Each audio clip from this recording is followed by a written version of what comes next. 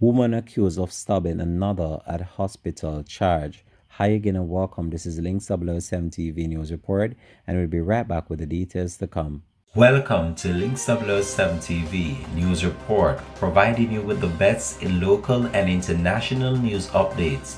This is a place where you can get the most reliable and informative news information. Links 007 TV News Report. Welcome back and thanks for joining us. This is Link 007 TV News Report.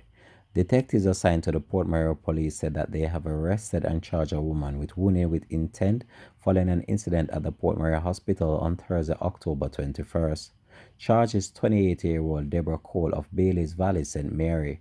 Reports are that she got in an argument with a female.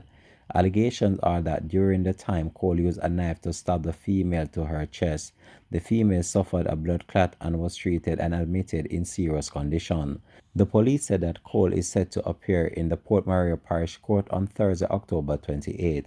We'll continue to track this story and provide you more information to come on this. This has been Link 007 TV News Report. Thanks for watching.